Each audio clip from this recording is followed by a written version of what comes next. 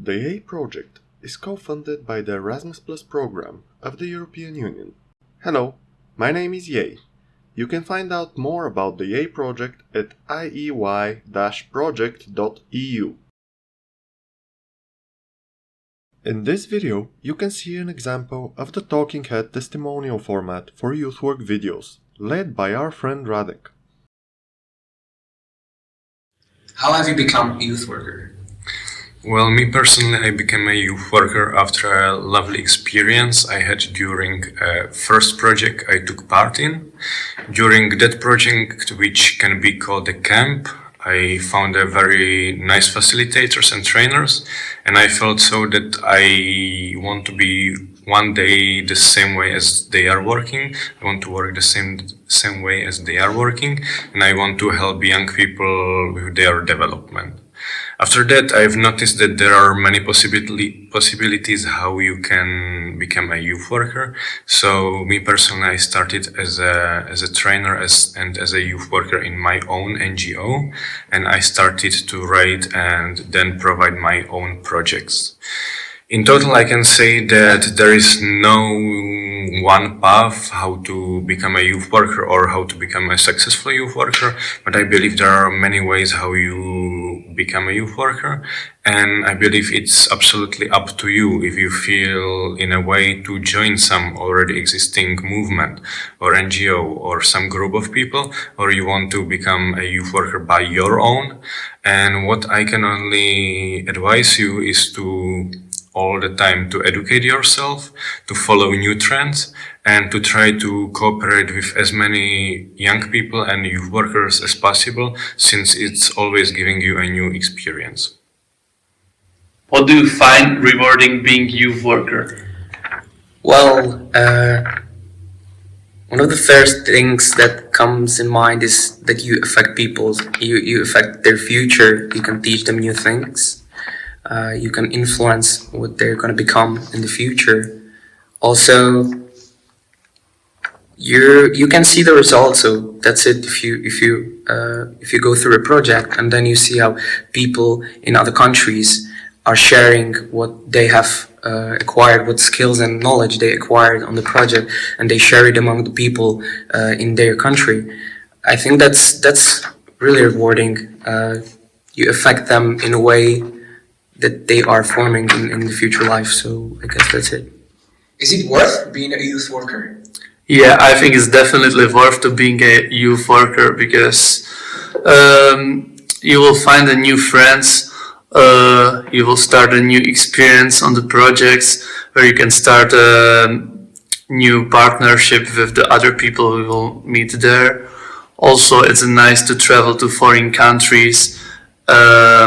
Then you can make your new skills which you will get there. And also it's better because you can improve your language, especially English. Yeah, and I think that's it. So what skills have you acquired as a youth worker? So what skills? I think I have really learned how to work in a team, mostly in a multicultural team. It's really important to know how to do that if you want to be a youth worker. Then I think I have acquired the skill of patience, because many times things don't go your way, and then you just have to be patient to go through it and to be able to be successful in the task you're doing. Then another skill which I've learned is that I've learned how to speak in front of more than one person, and from the first time it's harder, but if you do it more and more times it gets easier and easier for you. Then what's really important, I think the skill which is really important is time management, that if you want to be a youth worker you need to know how to manage your time. And I think that's it. What are the challenges of youth worker? Well, one of the most difficult parts of being a youth worker is the language barrier, because not all the people on projects can speak as fluent as possible. So you have to somehow adjust the level of your language to be able to explain them something. Also, what's challenging, you have to be flexible, because if you do a project when you're, I don't know, a facilitator, you have to somehow adjust the activities according to what's happening outside. If it's raining, you actually have to change the whole project for the whole day.